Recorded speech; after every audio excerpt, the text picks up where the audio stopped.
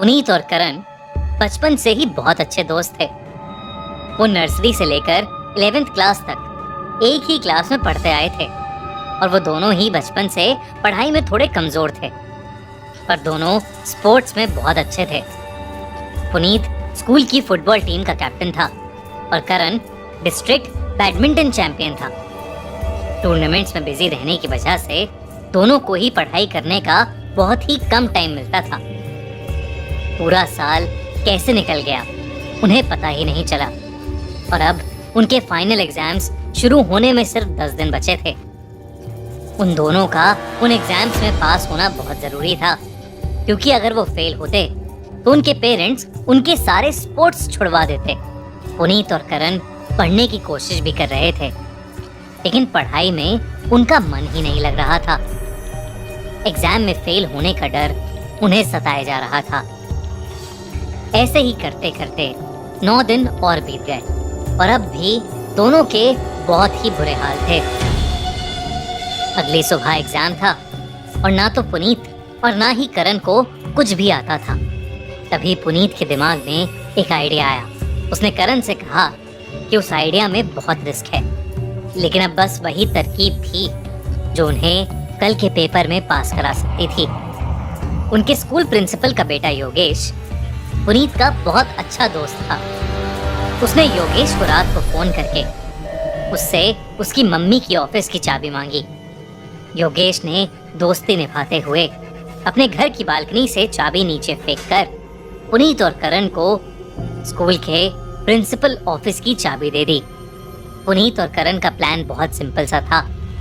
वो जानते थे कि एग्जाम से एक दिन पहले ही क्वेश्चन पेपर प्रिंसिपल ऑफिस में आ जाता था। उन्हें बस वही पेपर ढूंढकर उसके क्वेश्चंस कॉपी करके घर लाने थे, पर वो नहीं जानते थे कि उनका ये सीधा सा दिखने वाला प्लान उन्हें कितना उल्टा पड़ने वाला था। जैसे तैसे करके वो स्कूल की दीवार टाप कर स्कूल के अंदर घुस गए। रात के अंधेरे में स्कूल अपने आप में बहुत ही डरावना लग रहा था। वहाँ स्कूल गार्ड के अलावा और कोई भी नहीं था। वो स्कूल गार्ड से छुपते हुए प्रिंसिपल ऑफिस तक पहुंचे और पुनीत चाबी से लॉक को खोलने लगा कि तभी करण को अपनी गर्दन पर थोड़ी ठंडी हवा महसूस हुई। उसने अपने बाईं तरफ देखा तो उसे ऐसा लगा कि जैसे कॉरिडोर के एंड में कोई खड़ा उन्हें देख रहा है। करण पुनीत को बुलाने के लिए मुड़ा, पर जब उन दोनों ने वहां पर देखा तो उस कॉरिडोर में कोई भी नहीं था। पुनीत ने करण की बात को नजरअंदाज किया और ऑफिस का ताला खोलकर वो दोनों तुरंत ऑफिस के अंदर घुस गए। वो दोनों ऑफिस में उस क्वेश्चन पेपर को ढूंढने में लग गए कि तभी उन दोनों के सामने कुछ ऐसा हुआ जिससे उन दोनों के होश उड़ गए। ऑफिस में रखी एक अलमारी का दरवाजा खुद ब खुद खुल गया। एक दूसरे को देखा, लेकिन तभी करण का ध्यान अलमारी में रखे एक पेपर पर गया। वो पेपर करण ने उसे उठाकर देखा तो वो कल सुबह होने वाले एग्जाम का ही क्वेश्चन पेपर था। पेपर को देखने की एक्साइटमेंट में करण और पुनीत दोनों ही भूल गए कि अभी क्या हुआ था और वो उस पेपर के क्वेश्चंस कॉपी करने लग गए। तभी अचानक से प्रिंसिपल के दरवाजे पर किसी ने नॉक किया। दरवाजे पर नॉक सुनकर पुनीत और करण का दिल उनके मुंह में आ गया। उन्हें लगा कि शायद योगेश ने प्रिंसिपल मैम को बता दिया है और वो उन्हें रंगे हाथों पकड़ने यहाँ आ गई हैं। वो दोनों बिना किसी आवाज किए प्रिंसिपल डेस्क के नीचे छुप गए। दरवाजे पर हो रही ठक-ठक धीरे धीरे बढ़ती जा रही थी। पुनीत और करण डरे सहमे बस वहीं छुपे रहे। देखते ही देखते कोई उस दरवाजे को अब जोर जोर से पीटने लगा था। ऐसा लग रहा था कि वो दरवाजा बस अब टूट ही जाएगा, पर तभी एकदम से सन्नाटा हो गया। दरवाजे पर हो रही ठक-ठक एकदम से बंद हो गई। पुनीत ने डेस्क के पीछे से उठकर दरवाजे पर नजर डाली और उसकी आंखों के सामने वो दरवाजा धीरे धीरे खुलने लगा। वो दरवाजा पूरा खुल गया, पर दरवाजे के उस ओर कोई नहीं था।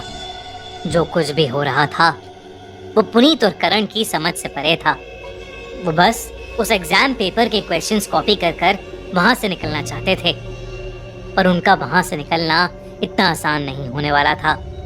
पुनीत और करण ने डेस्क के नीचे बैठे बैठे ही क्वेश्चंस कॉपी करना शुरू कर दिया। जितने भी क्वेश्चंस कॉपी हो सकते थे उतने क्वेश्चंस उन्होंने कॉपी किए और उस रूम से बाहर भागने लगे।